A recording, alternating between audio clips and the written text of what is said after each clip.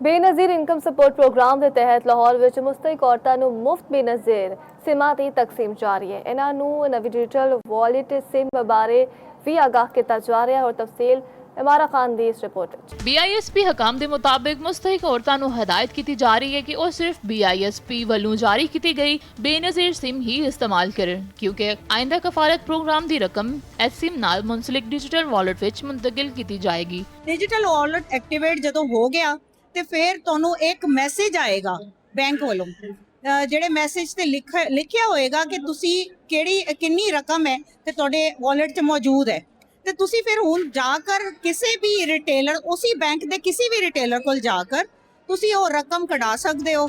Wallet ਵਿੱਚ ਮੁੰਤਕਿਲ ਹੋਣ ਤੋਂ ਬਾਅਦ ਮੁਤਲਕਾ ਬੈਂਕ ਵੱਲੋਂ SMS ਮੌਸੂਲ ਹੋਏਗਾ ਤੇ ਰਕਮ ਵਸੂਲ ਕਰਨ ਤੋਂ ਬਾਅਦ ਵੀ ਤਸਦੀਕ ਪੈਗਾਮ ਭੇਜੇ ਜਾਣਗੇ। ਕਿਸੇ ਵੀ ਤਰ੍ਹਾਂ ਦੀ ਕੋਈ ਸ਼ਿਕਾਇਤ ਜਿਹੜੀ ਹੈ ਉਹਦੇ ਵਾਸਤੇ ਹਰ ਤਹਿਸੀਲ ਦੇ ਵਿੱਚ ਸਾਡੇ ਦਫ਼ਤਰ ਮੌਜੂਦ ਨੇ, ਉੱਥੇ ਸਾਡੇ ਨੁਮਾਇੰਦੇ ਬੈਠੇ ਨੇ।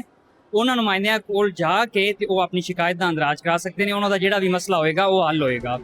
ਔਰਤਾਂ ਨੂੰ ਇਹ ਵੀ ਆਗਾਹ ਕੀਤਾ ਜਾ ਰਿਹਾ ਹੈ ਕਿ ਉਹ ਆਪਣੀ ਰਕਮ ਸਿਰਫ ਮਜਾਜ਼ ਬੈਂਕ ਦੇ ਰਿਟੇਲਰ ਸ਼ਾਪ ਤੋਂ ਹੀ ਵਸੂਲ ਕਰਨ, ਕਿਸੇ ਫਰਦ ਦੇ ਘਰ ਜਾਂ ਗੈਰ ਮਜਾਜ਼ ਜਗ੍ਹਾ ਤੋਂ ਹਰਗਿਜ਼ ਰਕਮ ਵਸੂਲ ਨਾ ਕਰਨ ਤੇ ਆਪਣੇ ਮੋਬਾਈਲ ਫੋਨ ਵੀ ਕਿਸੇ ਰਿਟੇਲਰ ਦੇ ਹਵਾਲੇ ਨਾ ਕਰਨ। BISP ਦੀ ਟੀਮ ਨੇ ਸਿਮਾਂ ਦੀ ਤਕਸੀਮ ਤੇ ਆਗਾਹੀ ਮੁਹਿੰਮ ਦੇ ਅਮਲ ਦਾ ਜਾਇਜ਼ਾ ਲਿਆ, ਜਿੱਥੇ ਮੁਸਤਹਿਕ ਔਰਤਾਂ ਨੂੰ ਨਵੇਂ ਸਿਸਟਮ ਦੇ ਇਸਤੇਮਾਲ, ਸ਼ਫਾਫ ਅਦਾਇਗੀ ਤੇ ਸ਼ਿਕਾਇਤ ਦਰਜ ਕਰਾਉਣ ਦੇ ਤਰੀਕੇਕਾਰ ਦੇ ਮੁਤਾਲਿਕ ਵੀ ਆਗਾਹ ਕੀਤਾ ਗਿਆ। ਅਮਾਰਾ ਖਾਨ, ਚੌਪਾਲ, ਲਾਹੌਰ।